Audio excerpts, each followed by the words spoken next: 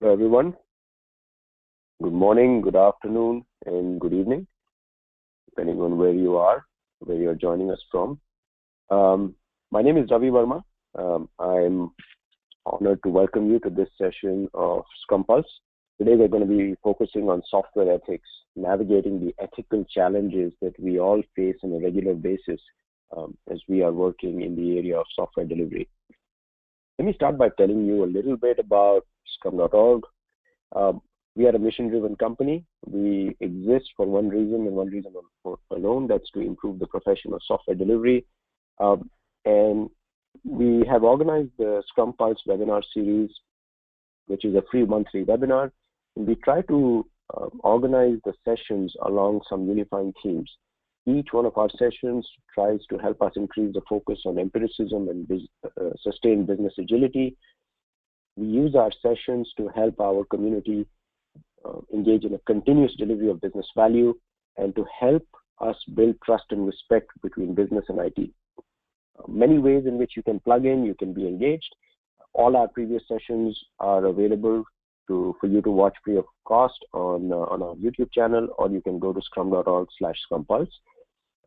If you have ideas on what sessions you'd like to see in the future, you can always send us your feedback. Just tweet your ideas. Make sure you mention the handle scrum.org and the hashtag ScrumPulse. Some quick guidelines and logistics for today's session. Your microphones are going to be muted throughout, but we do want you to engage with us, to send us your thoughts and questions along the way. A couple of ways you can do this. In your GoToWebinar panel, there is a questions box. You can type in your questions there. And then you can also tweet your feedback and questions. Make sure you mention the handle scrum.org and the hashtag ScrumPulse. So I'm honored to have one of our most talented and diverse panels for our session today. From Atlanta, we will have Russell Miller. From Rio in Brazil, we have Victor. From Bangalore in India, we have Nagesh. We have Don from Plano, Texas. He is originally from Canada. And we have Mark Noneman. He's based out of San Antonio. So what I'd like to do is I want to allow each one of our panelists to share their thoughts on what are their top of mind thought on ethics, or what is the key message that they want to share with our attendees today. So let's learn about our panel's reflections on the topic of software ethics. Russell, if you don't mind, could you get the ball rolling? Sure, I'm going to test my mic. Can you hear me? Yep, we can, loud and clear. Excellent. This topic is important to me because of several reasons. I think it's important that we as practitioners in the field of software delivery and team leadership understand that ethical challenges aren't just in the hypothetical, but they're issues that we face sometimes daily, but if not daily, at least in the course of our business. And these ethical challenges pose a significant problem when the stakes are high. When the stakes are very low, it's easy for me to make the right choices and do ethical things. The things are more difficult when there's a real sense of loss that I might experience by taking the road that I think is most ethical. And so I've had some of those challenges in the past, and I know some of you on the webinar have experienced those in the past and expect to experience them in the future.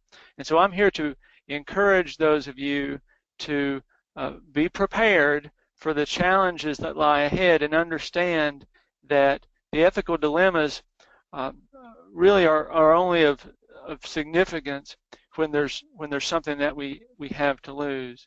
The other thing that I hope to touch upon is the fact that I in the past and with my coworkers often lament the ethical lapses of others, but I also want to try to explore the idea that the ethical challenges that we face really have their most significant impact when we're looking internally. In other words, we have the greatest control over our own behavior and far less control over the behavior of others. And when we focus primarily on our own behavior and our reaction to the various things that happen in our careers, it's in that focus that we're actually able to make the greatest impact for the good.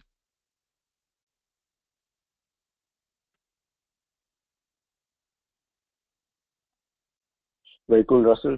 So, Russell, as we were exploring this topic before, you had an interesting perspective, and this topic reminded you of an experience you had while you were graduating. So, can you share that anecdote with us? Sure.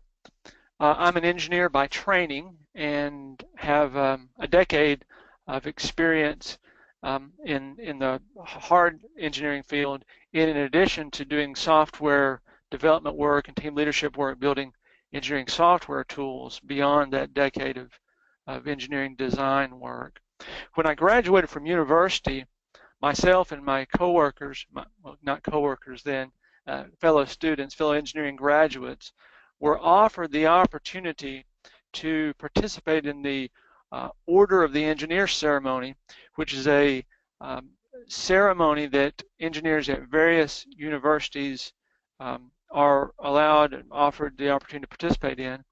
And that Order of the Engineer ceremony is a ceremony in which us graduates pledge to conduct ourselves in certain specified ways, to uphold high ethical standards, to deal honestly and fairly with those that we come in contact with, because as you can imagine, not only do those of us in the software development and delivery field make sometimes life-critical decisions in our work, but more obviously, I think historically, it's known that engineers make decisions that can result in the loss of life, not to mention the loss of a lot of money, resources. Businesses can fail or succeed based on certain choices. So we're offered the opportunity, and I took that opportunity to commit to dealing in an ethical way. Those of you who are interested can Google Order of the Engineer, and you can read the various things that those of us signed up for. In addition, as a symbol of that commitment to ethical practices, we're each offered the opportunity to wear a ring, which I'm trying to show the webinar here, on the small finger on our working hand as an outward symbol to all those that we come in contact with of the commitment that I and others made to behave ethically. And I think a similar, not necessarily analogous, but a similar conversation needs to take place, continue to take place in an expanded fashion, and that's what this webinar is about, regarding ethics in software development, software delivery. So I'm really excited to be a part of this discussion today. Very cool. Thank you, Russell. Yeah, they're having that ring on the finger as a physical reminder of the promise that we made, and that this is ethical decisions are something that are larger than any one of us. That's a very, very powerful reminder. So Russell, thank you for sharing your inspiring story. Victor, let's move on to you. What are your thoughts about ethics? Why is this so important for you?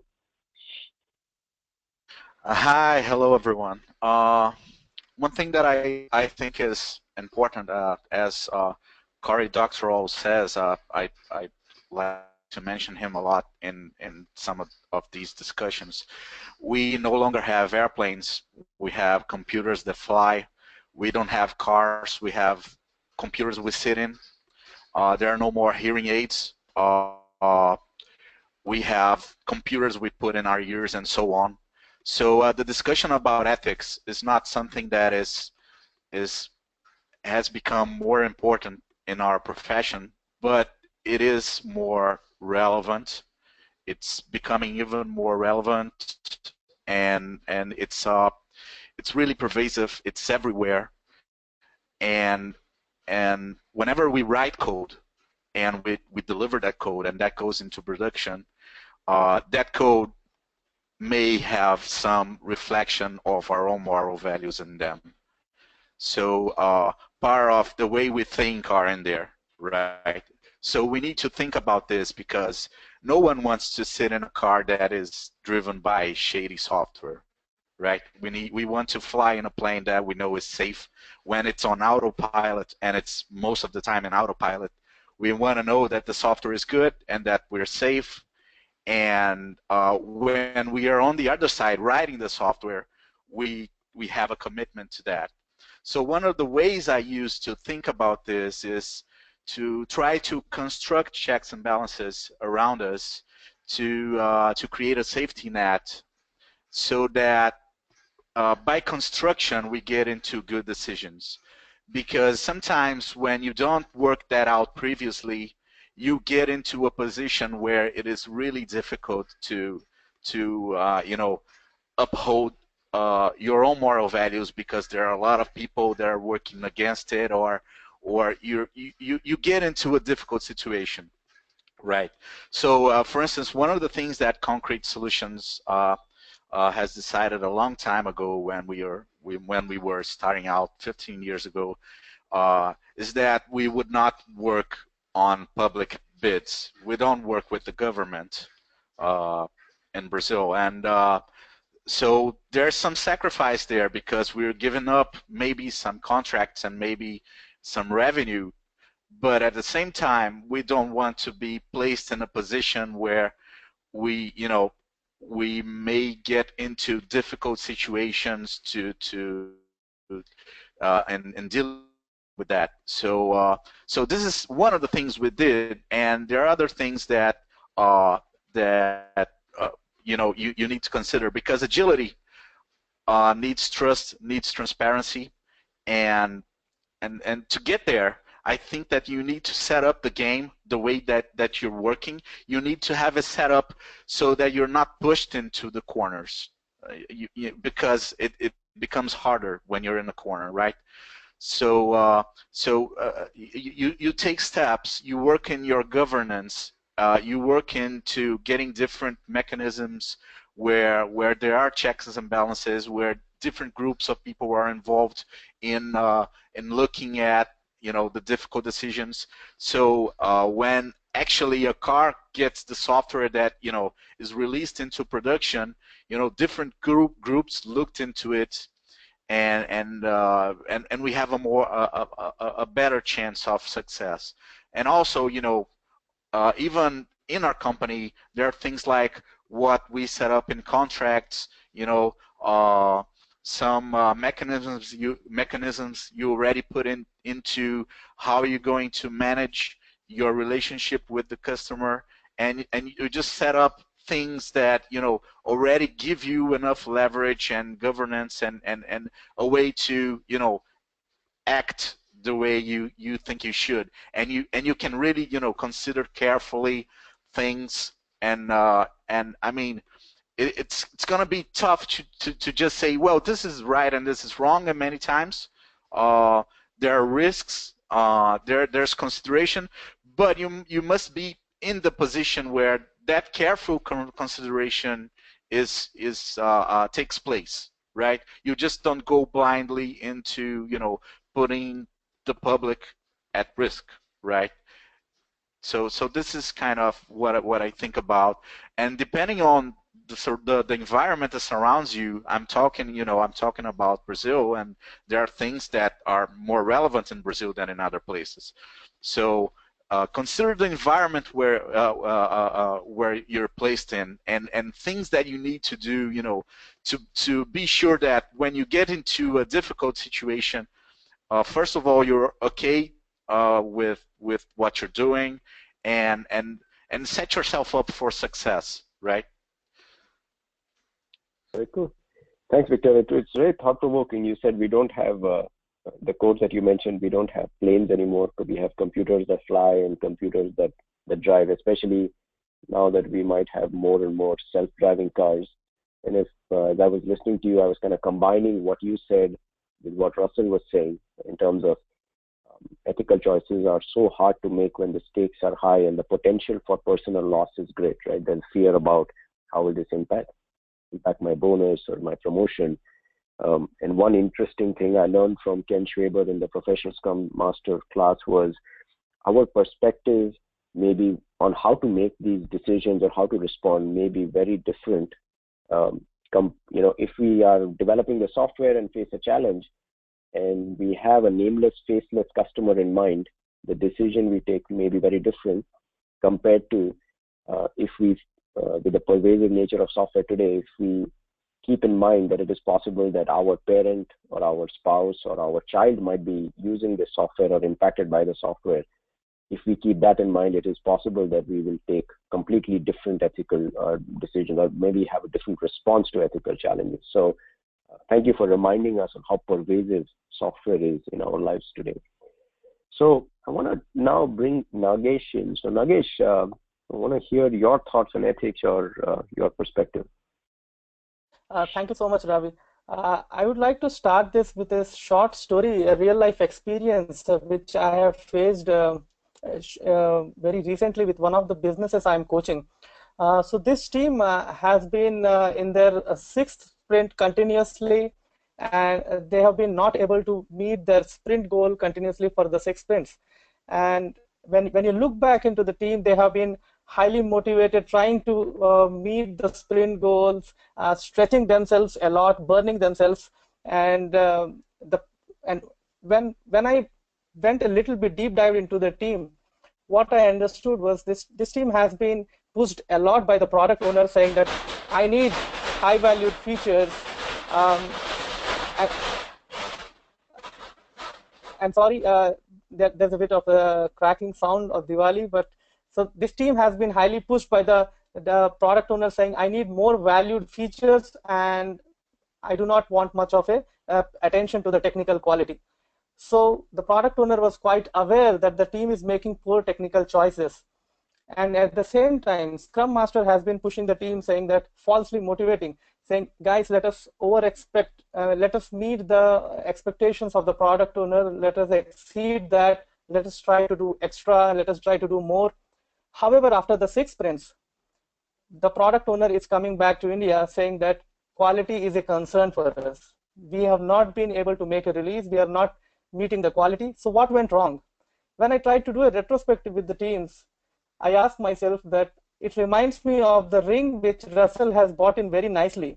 Was there anything as a compass for the teams to guide them to say that, okay, here is what I need to take a decision. Now, what is the basis for me to take some kind of a decision? I was reading a very powerful quote. The difference between a worker and a professional is the worker takes orders from the management, but the professional gives inputs back to the management. And that is my most insightful anecdote, to say that the ability to say no when you see that this is something going to impact the customer. I also want to relate it a little bit with the doctors. What happens when a patient comes to a doctor for any good reason, saying that I have a lot of pain in my arm, and can you please cut off my arm? Can you please amputate my arm? What would the doctor say? The doctor would say that it is against my professional ethics and I cannot do that for any good reason. So I really wish that we had some kind of ethics inside that team which could have helped the team to take some decisions. So what we have done also, I would like to share. So as a team, we thought that can we reflect back on 2, 3, 4, 5 things which can help us to say that this is the time when we have a tough decision. How should we respond to this decision? And what has helped us was to focus on the Scrum values: focus, openness, courage, commitment, and respect. And we try to create some kind of working agreements around the Scrum values to say that, okay, this is a condition, how should we say no? So I could pull out the most valuable insight that professionals are willing to say no. When their managers or when the stakeholders or the product owner come to them with the direction that makes no sense, a professional programmer will refuse the direction. And to me, Scrum values act as compass for the teams to take such kind of decisions. Very cool. Yeah, it's kind of thought-provoking. Your anecdote or the analogy about the doctors, it resonates with me. My wife is a doctor, and sometimes patients might ask her to do things which may not be in their best interest, and she has such absolute moral clarity. The 3 words: do no harm. that, I cannot do any harm, and I don't know if it's from the Hippocratic Oath or elsewhere. And I envy the medical profession that clarity, and I wish that in the software profession we had something simple and crisp and clear, something that reminded us that this is bigger than us, and we could all as a profession refer to that moral compass, that ethical compass, when we are faced with ethical challenges. So Nagesh, thank you for sharing your thoughts. Don, can you go next? Yeah, hi everybody. So I work for a consulting company. I've been in consulting for a lot of years, almost 20 years now. And I guess the approach, the way I see this and the way I see it helping is sort of when we're in that vendor-client relationship, it can add a lot more complexity. How do we make sure we're both aligned? How do we make sure we're going towards the same goals? Because we've got plenty of examples where two well-intentioned parties may not do things in a positive way. It may come across as positive, even though there was zero malicious intent. One example I have is we worked for a company where while we were going through it, we suggested, hey, why don't, before we roll this out to the thousands and thousands of public-facing users, maybe we need to test this in a production-like environment. And the response we got from the client was, yeah, that sounds kind of expensive for you guys to be doing that. We'll take care of it. And so we just sort of said, okay, great. We moved on, and then came time to roll the system out. And the result was, at the moment they got to a busy holiday weekend, which is where this company had a lot of focus, they ended up with like thousands of their best customers waiting 4 hours to process their orders, and it was a big disaster for them. And it turned out that it couldn't handle the load. And thinking back at it, thinking who was at fault there, there was no malicious intent. We all kind of wanted the best thing, but in a court of law, I don't think one person would be blamed one way or the other. But from a professional standpoint, looking back at that and the way we approach things now is that what we should have put our foot down before ever pushing it out. Once we found out that there was no real load testing, even though they said they would handle it, as professionals working with them, they have to look to us. They had the most to lose by far. And we can't just sort of put our hands up and say, okay, you got it, it's your funeral sort of thing. We need to be able to step up, and that's always that's a hard thing to do, especially with that sort of vendor-client relationship. So I'd love to have some sort of standard that we could fall back on to show, much like Nagesh said with the medical industry, I think is a great comparison to that. Very cool.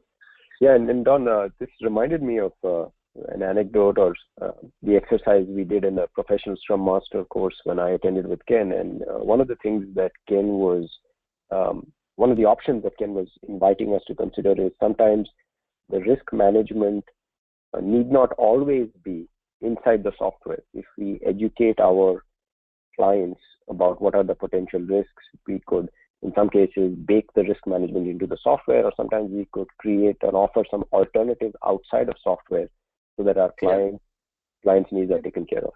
Yeah, and we've been taking that approach more now is to discuss with them, and it actually helps us win bids when we're competing with people that aren't putting this through. If maybe this is the price, but we also want to work with you with contingency plans. Sort of, I think what Ken says in his classes lives. This is a risky business, this software. So what is the plan when things don't go right? What are we going to do? Let's set something up. Let's set up a call center. Let's just make sure that we have something in place, and we will work with you on putting that up there. Just like a doctor says, what's your contingency plan if things don't work out during the surgery? Yeah.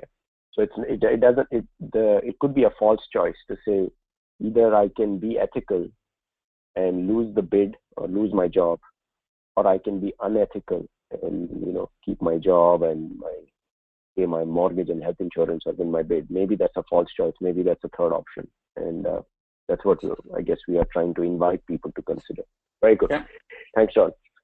So Mark, we've spent a lot of time talking about the ethical challenges and the need for us to consider a different way. So what are your thoughts on this topic? Well, thanks, Robbie. Well, of course, a group of us have been having this conversation for actually a number of years to try to think through what are the options that we have, what might we be able to do to foster this idea of ethics in the software development people that we work with day to day. And recently, earlier this year, Don, myself, you, Ravi, and some other folks were together at a meeting of professional Scrum trainers and talked again about this topic of software ethics. And we drafted a code that we then have taken out to a small group of people. And this code is available now for comment. And we've also written a blog about it. Don and I co-authored a blog, and we'll come back to that in just a moment. You can go to softwareethics.org and read the code. Eventually, we'll have the opportunity for you to comment. And as this matures, we'll also have the opportunity for you to sign up, to sign the code of ethics, if you will, electronically on a website, and be recognized as someone who is committed to this code as it evolves. So for those that might be listening without viewing, I'll read it here. It's pretty short. This is the Software Professional Code of Ethics. As a software professional, I will conduct myself honestly and ethically wherever I operate in the world. I will adhere to the code of ethics herein and uphold the values of openness, courage, respect, focus, and commitment. I will not waver from any of the following professional standards under any pressure or incentive, and I will understand and communicate the value of the work delivered. I will define and uphold a clear and transparent standard of quality, and I will not compromise on that standard. I will not withhold any information that might harm my team, our stakeholders, our users, or the public community. I will not imply certainty where it does not exist. I will selflessly share my knowledge with others. I will continuously improve myself. I will do the best I can. I will challenge anyone that does not demonstrate the professional standards herein, and I will uphold this code of ethics for myself and others so we collectively improve the software profession. By this code, I will abide and subscribe. So that's the text of the code, and Don and I recently wrote a blog on Scrum.org that you'll be able to look at.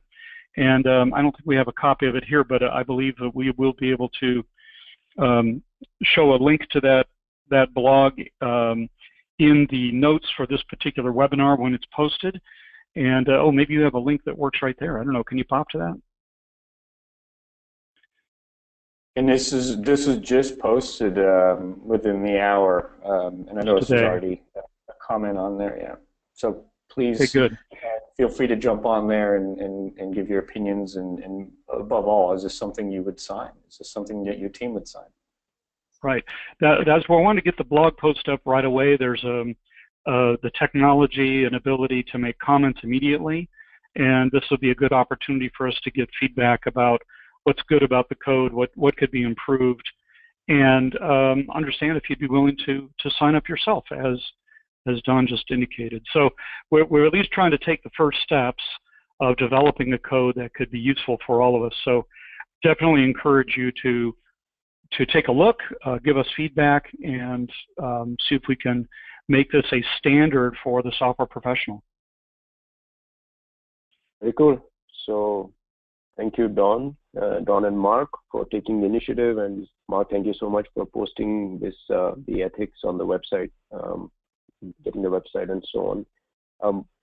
I still remember the room in which we were writing this. This was in Columbus, Ohio, at Cardinal Solutions. And I wish Ty could be here, Ty Crockett from Improving, but one of the things, his voice is present in this entire code. One of the things he said is, it's like what mom says, did you do the best you could?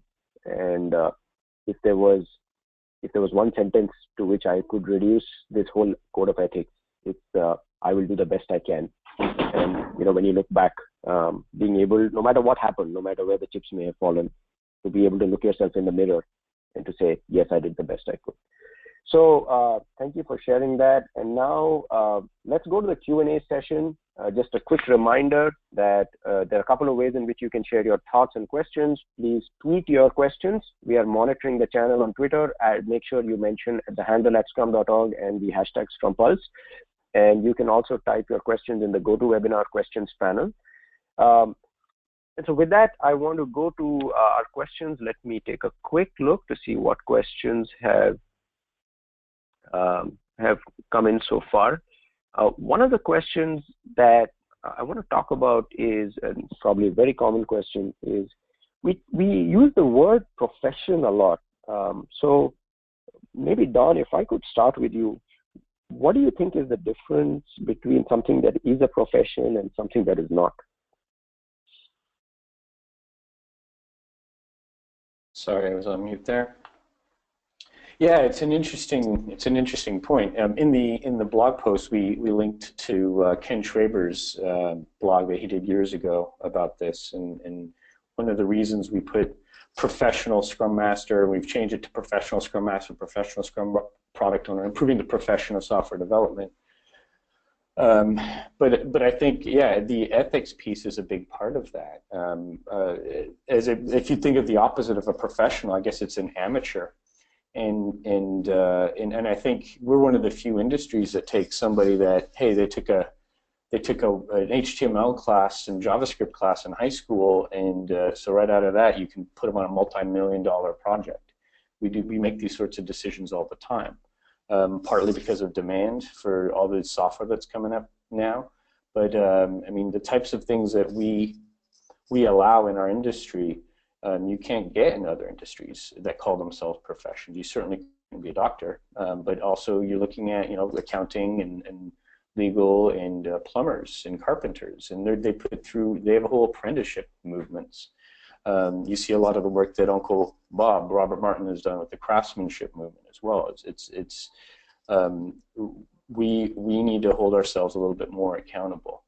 And to me, a profession has sort of a track and very clear outline of what we can do and can't do. So there's a code of ethics, but there's also quality. What will we stand for from a quality perspective? And I understand it's very difficult in software because these systems are a mess, and what we build is just very hard. It's very hard to sue people, which might be another reason as well, is that you can't just point to a requirements document and a bit of code and say that it was off. It's just way too nebulous. So we're in this complex world, and I think the best way to think about professionalism is to think about the opposite, amateurs, and I think we have a lot of that going on. We have it in the coaching community, in the consulting community, and in programming, and QA, and all up and down. So, Russell, I have a question for you now. So let's fast forward in the future. When people face, let's say if I'm at work, I am facing an ethical dilemma, and I'm under severe pressure. I have to make trade-offs between my best interest and perhaps the interest of my stakeholders. What do you recommend, or what would you like us, each one of us, to do when we are under pressure and we face those challenges? Where would we go to? How would we decide whether or not we are doing the right thing? Well, I want to be succinct if possible. I think the tendency for all of us is to look outward at the people or the circumstances or the forces that have put us in the position or that have resulted in us being in the position of having to make a tough decision. And so when focused, because it's uncomfortable, and the reason it would be uncomfortable is because there's a real sense of potential loss. Don was talking earlier about an experience, and I'm getting to what should we have in mind when we face these issues. In Don's story from his experience, there was hearing the story, you get a sense for the dilemma. Don's company was in a contractual agreement. Nod if I get any of this wrong, Don. And you were in an advisory role, and you're performing work for the benefit of this organization, but ultimately you didn't have the final decision regarding the extent to which the product or system was tested. So in a circumstance like that and others, it's very easy to fall into the trap of focusing on the client and their decision, and oh wow, this puts me in a very difficult position, because if I take a very hard stand and almost demand that the client or customer, or that our team, or that my organization do something that I believe is in the best interest of other stakeholders, that there's a real possibility that there could be significant negative consequences. Loss of business, perhaps, deterioration of good relationships because there might be a disagreement. So what I would like folks to focus on is, when those challenges come, is to resist the temptation to focus on the circumstances or negatively about being put in the position, but rather focus internally and realize that we only have control ultimately over what we do. And again, to try to pivot off what Don said, consider what the consequences are of the various 2 or 3 or 4 positions that we could take, and then decide, and I'm going to be real here, and then decide, which of these shades of gray are shades of gray that I can go to sleep knowing that I feel comfortable that I've did what I think is ethical and presented all the information that I can to the various stakeholders, so that I can influence decisions as best as possible. But to really try to focus on my actions, my responsibilities, because, and here's the why, when we focus on the circumstances or the client, we can end up reacting. And I would encourage us not to react, but to rather consciously act and focus on our own response. If that makes any sense, Robbie. Yep. Yeah, that makes sense. So maybe the next question, and other panelists, please feel free to chime in at any point. I have a question for Victor. Many times, Victor, I go to my clients, and sometimes when I talk about agile, actually this is not about agile. This is agnostic to methodology. But when I talk about technical excellence or ethics, sometimes my clients answer with and I'm quoting here, "Let's keep it real. We have to keep it real." This is like motherhood and apple pie, and we've been doing this for a long time, so we don't need to change. So Victor, my question to you is, what is at stake here? If I were to take the contrarian view, the other view, and be a devil's advocate and say, this is all ethics and excellence and yada yada yada.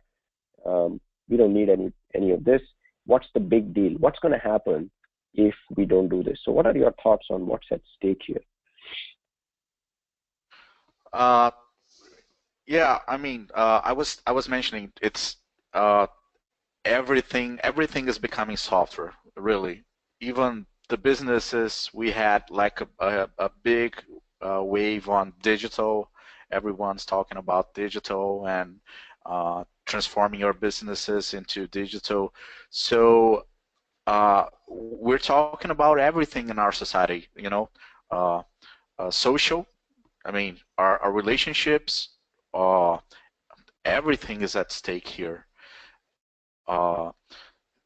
So one thing that I like a lot about one of those trainings with Ken that you have mentioned, he talks about not taking risks that do not belong to you, and that conscious decision that Russell was mentioning just now involves that. Is this a risk that is mine to take?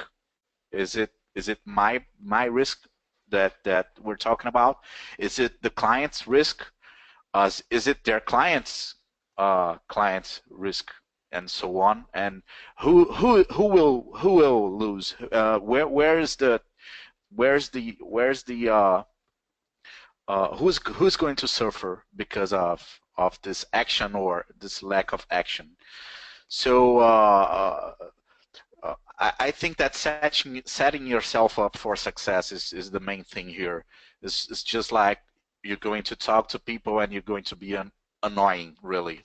You need to, make everyone clear about what we're talking about here, so that, perhaps you can essentially persuade others and have like a wagon of more people understanding what's at stake here. Because at the end of the day, people are trying to, they really are. You cannot demonize people. They're trying to make good decisions, and decisions are tough. So the thing is, get other people involved. It's everything. It's at stake here. Our future is at stake here. So another thing it's really serious. Another thing worth thinking about there is if we don't. Government might, right? So if what's at stake here is we're building more and more complex systems. You think like healthcare.gov was bad, or the Delta thing that happened recently with the airline systems going down, and things are going to get a lot worse. And if we don't regulate ourselves, we might have to work through government regulations as well. And imagine a politician talking about software. This is going to be difficult. In other domains, the same problem has surfaced, and people have been able to regulate themselves to avoid this very issue. As many people may know, of course, in the early 20th century, the beginning of electrical devices, whether it was fans or various motorized devices, very often they weren't correctly insulated, and people took an actual risk just plugging in an electrical device where they could get electrocuted. And this was causing a lot of death and also damage to people. And the electrical industries took it upon themselves to say, hey, it's not okay that we kill our customers. We can't be doing that. So let's create a standard that we can all agree to. And the UL standard was developed by industry. And industries voluntarily sign up for the UL certification that their device is safely insulated. Simple example, perhaps, but we didn't have to wait for the government to do this. We can do this for ourselves.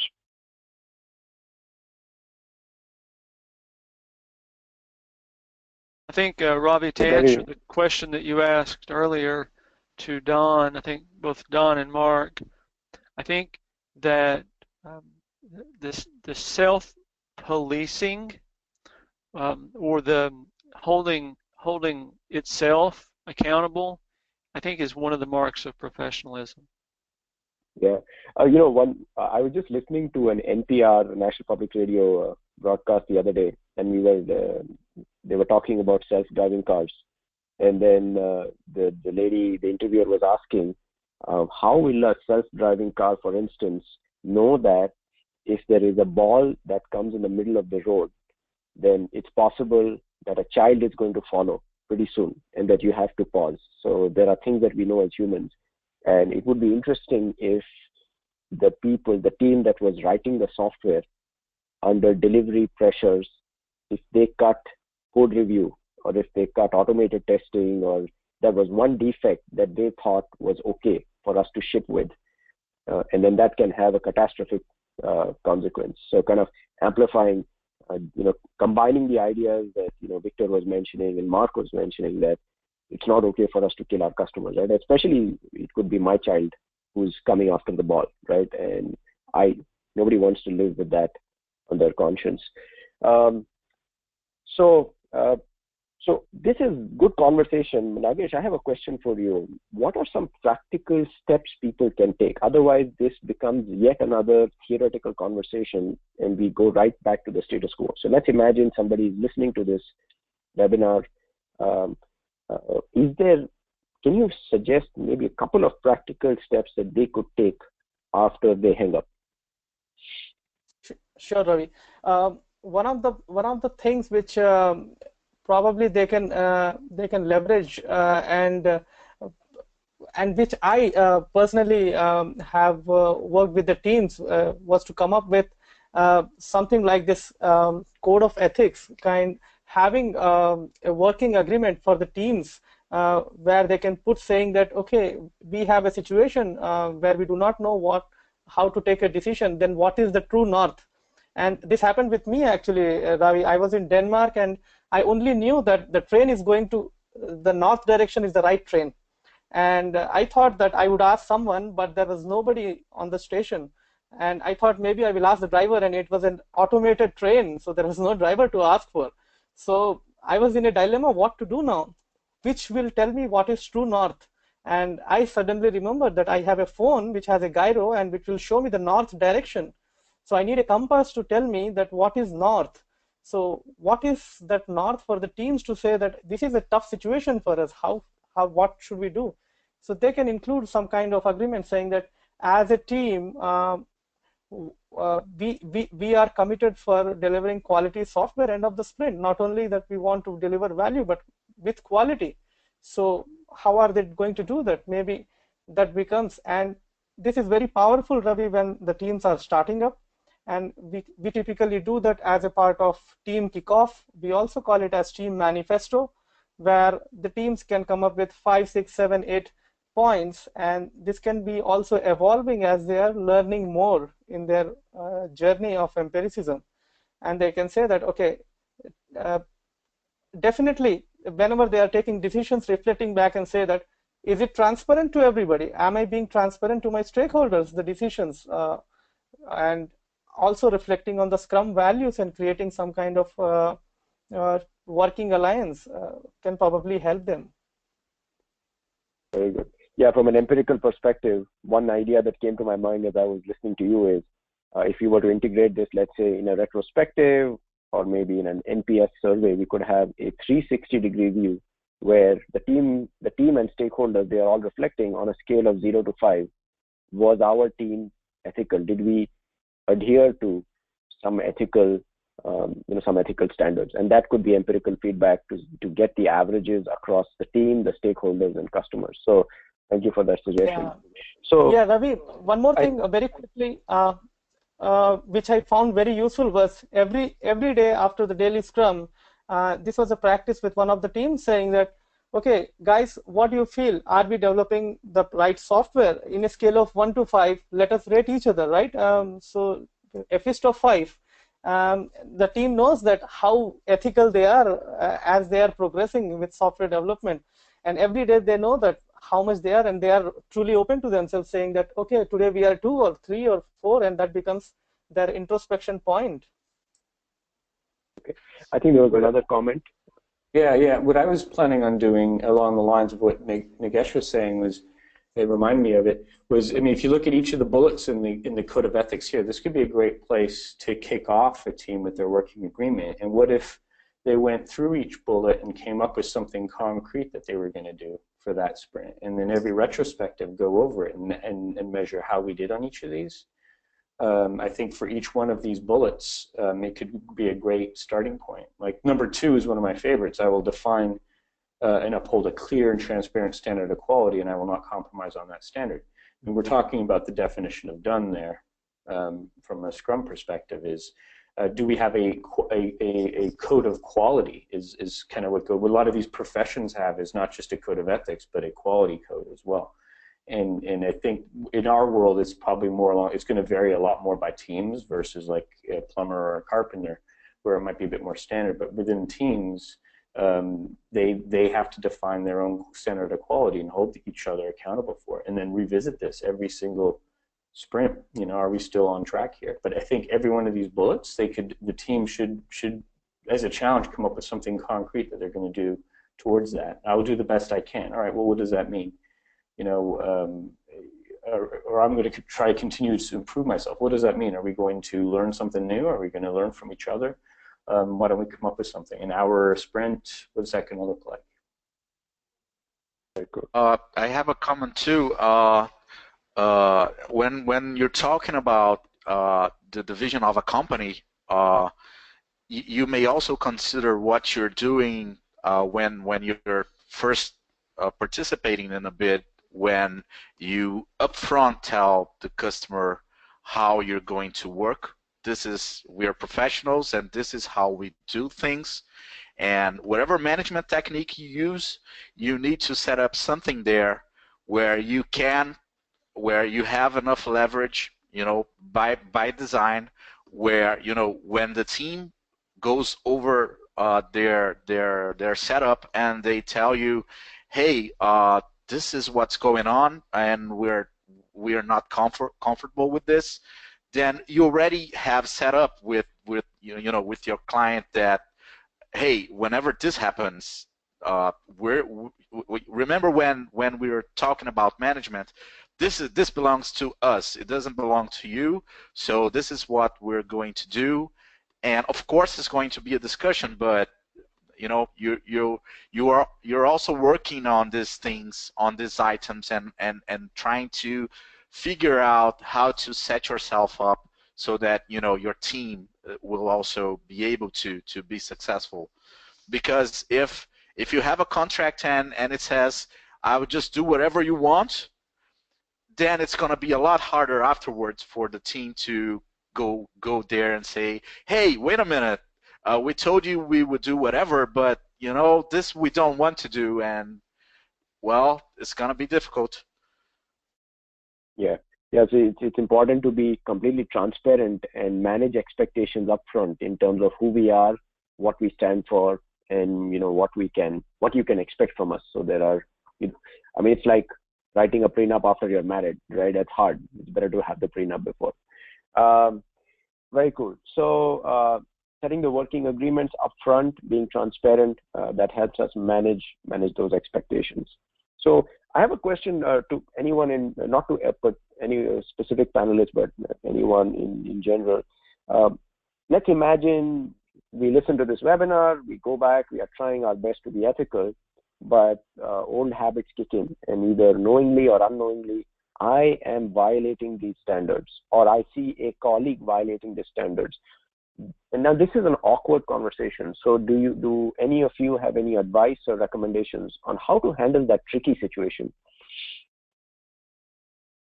I'd like to make a short comment. I'm sure Mark or Don or Victor or Nagesh have additional insights, but Victor earlier in one of his comments mentioned getting other people involved.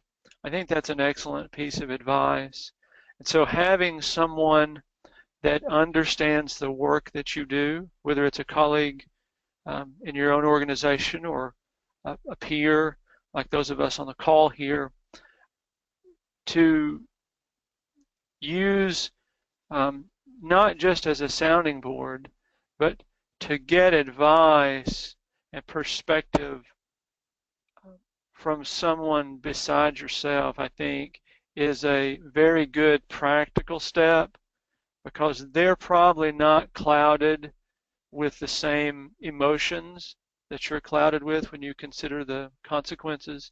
And they might also be actually quite removed from the consequences that you personally might face, and being removed from the consequences helps to make a more dispassionate piece of advice or suggestion. Okay. Yeah, so I think if this becomes popular and you had groups of people really signing up for adhering to a code of ethics, that makes it easier for us to help each other be accountable. We're all human beings, and slips are going to happen, pressures are going to happen, and we're going to give in occasionally. When those things happen, how do we help each other remember that we've signed up for this code of ethics? And I think when I look at my clients, because we don't have this anchor in place today, many of you know I'm a boating enthusiast, so I'll use a boating analogy. Without this anchor in place, we're just sort of adrift. And when management gives us pressure to just take the shortcut and ship it anyway, we don't have this thing sort of come up short and say, wait a minute, I have signed this code of ethics that says I'm not going to do that, and we need to have this conversation. I understand why you need this. I understand the delivery of value is very important, but here are all the reasons why this is not the right thing to do right now. So I think that's my hope, is that we can give groups of people this anchor they can come back to and help each other, hold each other accountable to adhering to this set of ethics. Something to fall back on and makes the fight a little bit easier. Yeah. Okay. Folks, we are approaching the end of our time box, so hope you found this useful. Some closing comments. So I think the key points, the summary of our conversation, if I could try and distill the essence, is, as Victor was mentioning, software is permeating every aspect of our lives, and we face ethical challenges on a regular basis, but without this anchor, it's possible that our teams are responding in an inconsistent way, and sometimes we could expose our stakeholders to more risk than they can tolerate, and we could be taking risks that are not ours to take. As Victor was saying, it's somebody else's risk. We're taking it on their behalf without their informed consent. And these risks and these challenges are agnostic. It doesn't matter whether you're using Agile or Waterfall. So no matter what methodology or framework we might be using, is it time for us to reflect on how we can improve before some external forces or government comes in and starts regulating us, right? So I'm going to end with a series of invitations. Consider these actions as a result of this webinar. Can we create a shared understanding of what it means to be ethical? So consider softwareethics.org as a starting point. Could that be an anchor? We'd love for you to read the blog that Don and Mark wrote, share your thoughts. As Russell said, can we begin by holding ourselves to these standards? Look in the mirror, and when I go to bed at night, ask myself, can I sleep at peace, with the decisions I made? And if not, how can I get better tomorrow?